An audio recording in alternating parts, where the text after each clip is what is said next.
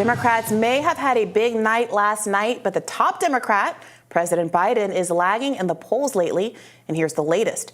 In a hypothetical matchup against a GOP frontrunner, Donald Trump, Biden is trailing the challenger, scoring 45% among registered voters compared to 49% who support Trump, per a new CNN poll. Only a quarter of Americans say Biden has the mental acuity to serve effectively as president. Meanwhile, 53% of respondents said Trump does. Nonetheless, the White House appears to be brushing off the latest poll results. Here's what Press Secretary Karine Jean-Pierre told reporters in the briefing room yesterday. Let's watch. We have to really take these polls with a grain of salt, as we should really be very mindful here. And one of the reasons why is just a year ago, right, back in 2022, there was the red wave that never materialized. Moreover, Democratic strategist David Axelrod walked back comments he made implying Biden should step away from the 2024 presidential race, telling Politico, quote, "It's overreacting to say I told him to drop out. I didn't do that. He's the only one to make the decision, and if his decision is no, I'm the best person to take this on, then he will." I think he got an angry phone call. Or two or three or four or five. Look, it did seem to signal something significant that someone who's that big of a D.C. insider, a former Obama senior advisor, would even entertain the idea that, not that Biden shouldn't run, but that there should even be a primary. And the backlash that he very clearly has gotten in order to walk back those fairly moderate statements in the first place is evidence of how much groupthink is existed in the Democratic Party and how completely unable anyone is on that side of the aisle to have a diversity of opinion. And it's obviously hurting the party. Imagine if they were having a real primary process with real challengers to Joe Biden and debates and everything. Then, if Joe Biden still prevails, then you can say, like Karine Jean-Pierre says, we'll take those polls with a grain of salt because we're giving people options, and they are again saying Joe Biden, there's something about him, there's some resiliency to him that is somehow not represented in polling because we gave people options and the process produced Biden again. So guess what? You got to shut up about it now. You could respect that, but that's not what they're doing. Yeah. What they have been doing is saying, like Simone Sanders said on TV in the clip we played yesterday, look, it's his. That's the reality. He's an incumbent Democratic president eligible for re-election, so it's his. And there's not going to be any kind of contest. Yeah, and it's even worse on the left of the spectrum than on the right. Because, look, Donald Trump won't debate his opponents either. That's not the most Democratic outcome. And potentially some of his challengers might be doing a little bit better if they had an opportunity to go head-to-head with the guy.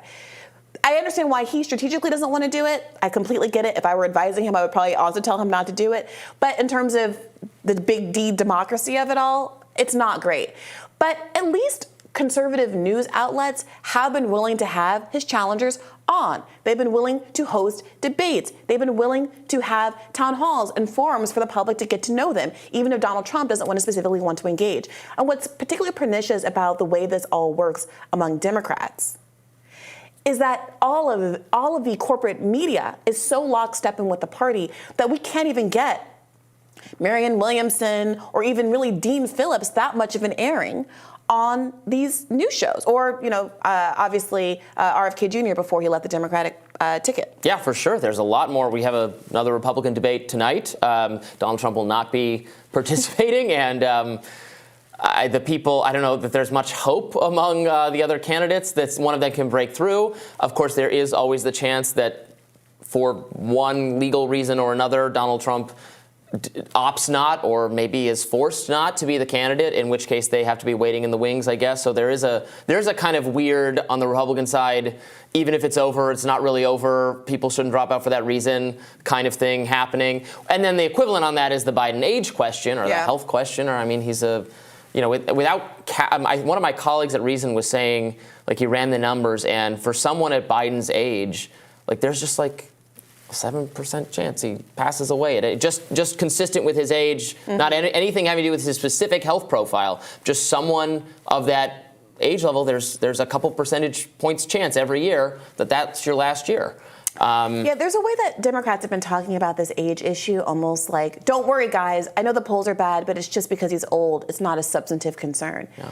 Which, on some level, right, I would rather have a candidate not be liked because of something that they couldn't control than for their substantive values or policy beliefs. Now, with Biden, for me personally, it's both, but I can understand that reasoning. The flip side of that, though, is that unlike taking a policy position or having a gaffe or not doing the work on the stump to meet certain constituency groups, other things that can cause your polls to be low, there's not anything you can do about the fact that someone is old. Yeah. He's only getting older. And while he seems sometimes very refreshed during debates, I don't know how they do it and get him perked up. And, he frankly looks in many ways a lot better than he did even back in 2018. I don't know. You think so? How he manages that. New skincare routine? Something.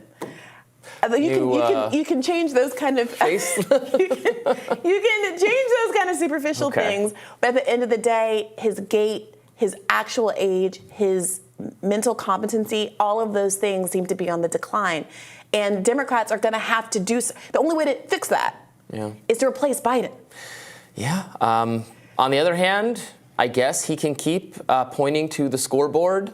We talked about them in much greater detail in another video, so check that out. The results from the election yesterday was mostly good news for Democrats. That obviously follows the midterms last year, which were also pretty good news for Democrats, much better than expected. You can say it's a lot of other factors. You can say it's abortion. You can say it's, whatever it is. Maybe it's not anything Biden is doing himself magically, but for a guy who is this unpopular, with this bad an economic situation, according to voters, who is this old, who is so unpopular, according to the polls, you would have expect by now it to produce a more substantial negative impact on his party when people actually vote. And that hasn't materialized yet. Maybe it'll be next year, but I see why they say he's a winner. Yeah, look. Despite it all, he's a winner. The historical precedent, I think Simone Sanders is wrong insofar as substantively it's anti-democratic. There is something, a glimmer of truth in what she's saying when she says this is how it's always been done. Incumbents always get the nod from the party. That is true. Always in the last 100 years. Sure. Well, America's just such a young country. My argument would be, one, we're a young country. Sometimes you got to make new precedent. Mm-hmm. And two, Biden's age is also unprecedented. So are you going to just keep with the same plan, even as circumstances change pretty radically? At this point, it does seem like it's looking so bad. I understand people say, let's wait a year. But if it's looking this bad now and you're encountering all of these filing deadlines, Democrats might get themselves into a situation where they just can't undo what they have done. And that's why I think we're having this conversation now, why David Axelrod said what he did right now. Because we're staring down the barrel of not being able to unring this bell.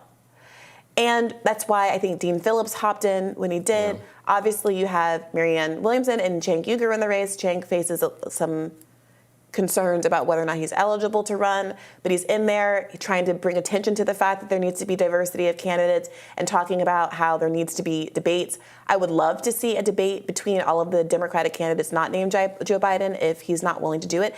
And someone named not Joe Biden is going to win the New Hampshire primary. Yeah. So there's a lot that's going to happen. And I wonder if David Axelrod is actually going to be looking like the hero on the other side of history and someone who tried to give a warning that should have been heeded. Back in the 1800s, when the party machine, the bosses or whoever they were, the smoke-filled rooms, cigar people, were more powerful than the candidate himself, they did swap out incumbents who were eligible to run again. Chester Arthur, Millard Fillmore, people who wanted to run again, but they said, no, you're not the right fit for, we want a more moderate or a less moderate, or we want regional, we want some kind of different regional thing. They just say, you're out, sorry, you're done. But in our newer, supposedly more democratic system, the candidate is the king, and now it seems unthinkable. But as you're right, this is a very, very unique situation with a very unpopular, very old president. More Rising right after this.